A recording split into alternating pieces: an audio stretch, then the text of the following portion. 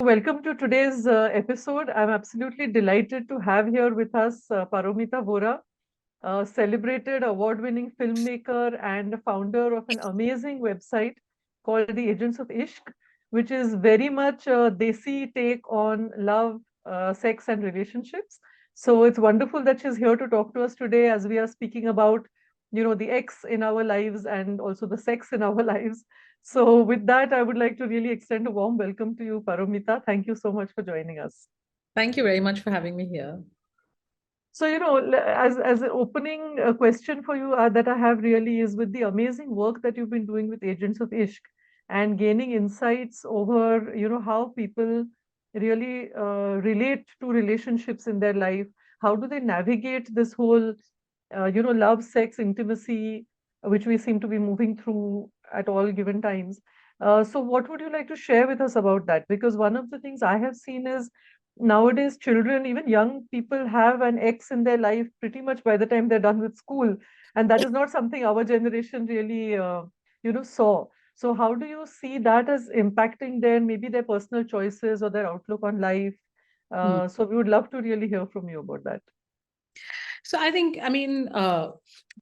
before really thinking about the exes issue, I think that one thing that both with Agents of Ishq and even before, because I have always been very interested in the space of intimacy as a place of politics, but Right. also change, right? Like I feel that people, not everybody always participates in a political movement, but there are ways in which political ideas are being tried out by people in their lives. And as they live differently, also the world changes as much as it changes through movements and laws and all of those things. And of course, the space of intimacy is the space where gender really plays out in a very big way. So that has always interested me. And I think that one thing that we know, whether it's in our generation, generations previous, or generations now, that there's often a kind of commonly discussed idea about relationships out there. Who is coming up with that idea and those sets of frameworks? It's hard to say. And then most of us are actually gauging our own life in relationship to those dominant ideas, right? Like what a good relationship is supposed to be, True. and that idea changes from time to time. So, where in our parents' time, it may be that a good marriage is one in which your social identity, your caste, class, etc., match, and the woman marries up Yeah. a man who's going to do well in life, and that makes her settled, and she has children, and she has good relationship with her in-laws, and that means you've had a really good relationship, and And they stay married forever, like forever. 50th anniversary, whatever. Yeah. Longevity is even Yeah. today, no matter what changes, people Mm, see longevity as a sign of a right. successful relation. Success. Yeah. When it changes, like say, I would say in my generation, our generation, it did change, but Mhm. the idea that you will choose somebody for yourself became quite popular among certain kinds of people. So, this idea of love marriage or arranged marriage became common at a certain point. Unki love marriage hui thi, people used to say that in a certain way, right? And And it's often, presented as a dichotomy, right? You can either have a love marriage or an arranged marriage. And then I've heard of this love come arranged marriage where yes. somebody's presented to you for arranged marriage, but you happen to fall in love. So what you're saying is right. People keep navigating through the political frameworks that are presented to them. Or even the other way around, you fell in love and then you got your parents to agree. I Right. love marriage often, I mean, especially in my parents' generation, I've heard of many stories of elopement. Hmm. So and so eloped, and then they came to our Yeah. house, हमने उनकी शादी करवाई. So there is a Right. sense of upheaval when you're making choice of your own. But I think by the time we come to our generation, it's becoming in urban spaces a little bit more accepted. But then, of Mm-hmm. course, nobody questions that in a love marriage, you might be choosing also quite a suitable boy or girl or Of person, course. right? Of And so course. many things are not really being queried when we're young.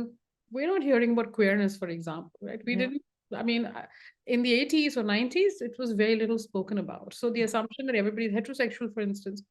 So I Right. would say that people gauge their own love lives with this idea that it was okay, maybe you had a couple of boyfriends or whatever, but eventually you're going to get married. Like Hmm. you got to be chosen by somebody.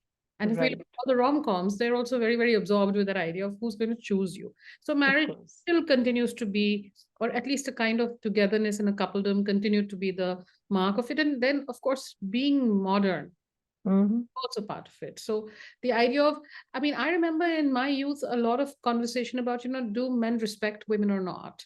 So the idea that Okay. women are now beginning to sexually experiment, like there is some amount of sex outside marriage is slowly becoming a spoken of norm. I mean, I'm sure Hmm. sex outside marriage forever, but it was becoming Yeah. accepted. And at the same time, there was a lot of unease about it. How would men Hmm. behave with women whom they had had sex with but were not married to? So these were the kind of questions that started Right. arise. And I think you see in the 90s, a lot of people talking about single women. And the Hmm. idea of a single woman as somebody who has a different life also starts to emerge in cities, at least. And seen as a threat, right? It's a danger because she's unpredictable, right? The single Yes. woman. Yeah, But you it's never know. a little bit aspirational for women. Right. The idea Right. that Of course.